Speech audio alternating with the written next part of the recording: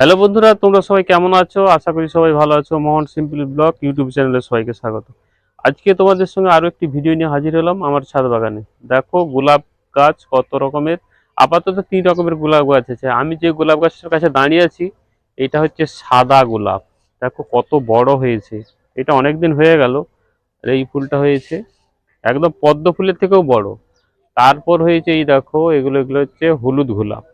কত সুন্দর ফুটেছে, অনেক ফুল ফুটেছিল, তার মধ্যে কতগুলো ফুল তুলে নিয়েছি। এই দেখো, এই একটা, এখানে একটা, আরো অনেক কুঁড়ি হয়েছে।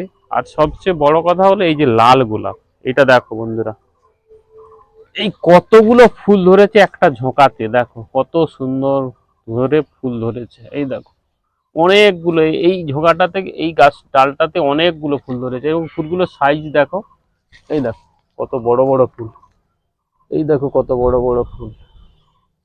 তো এই গোলাপ গাছ কিভাবে আজকে এত সুন্দর ফুলে ভরে গেল তার একটা ভিডিও তোমাদের সঙ্গে শেয়ার করতে চলেছি। আর ভিডিওটা যদি ভালো লাগে লাইক শেয়ার কমেন্ট আর সাবস্ক্রাইব করো, আর বন্ধুদের শেয়ার করে দিও।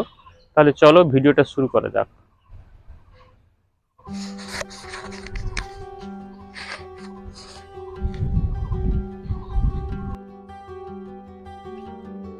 আমার ছাদ বাগানে একটি ছোট্ট চড়ুই পাখি প্রত্যেক দিনই আসে, কি যে খাই খুঁটে খুঁটে। বন্ধুরা, যেটা বলছিলাম, আজ থেকে 16 দিন আগে গোলাপ গাছের এইভাবেই আমি কাটিং করেছিলাম। যে পুরনো ডালগুলো ছিল সেগুলোকে কেটে তাতে হলুদের প্রলেপ দিয়েছিলাম। হলুদ বলতে আমাদের রান্নাঘরে যে হলুদ দিয়ে রান্না করা হয় সেই হলুদ। সেই ডালগুলোকে কেটে এইভাবে হলুদ দেওয়ার পর 16 দিনের পর কি পরিবর্তন হয়েছে সেটাই আজকে তোমাদের দেখাচ্ছি। দেখো, এই যে নরম নরম কচি কচি ডালপালা বেরিয়েছে, গজিয়েছে, এগুলো তার ফলে। আর এই সবুজ ডাল আর এই নরম নরম ডাল এবং অনেক কুঁড়ি আসতে শুরু করেছে। শুধু আসলেই হবে না, সেই জন্য আরেকটি উপাদান আজকে আমি ব্যবহার করতে চলেছি। দেখো, এই যে 1 2 3 4 5টি গোলার খোসা নিয়েছি 3টি টবের জন্য।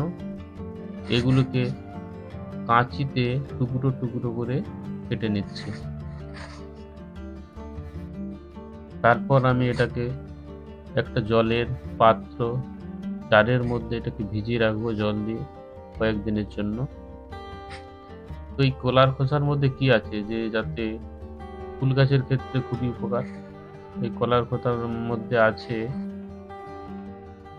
এতে আছে পটাশিয়াম, ফসফরাস এবং ক্যালসিয়াম, যা গাছের ফুল ফল আনতে এবং ফুলের সাইজ বড় করতে সাহায্য করে। এরপর এই কলার খোসার মধ্যে আমি অর্ধেকের বেশি পরিমাণ জল দিয়ে দিলাম এবং ঢেকে রেখে দিলাম। কয়েকদিনের জন্য ঢেকে রেখে দিই। তারপর দিন 4 রাখলেই হবে।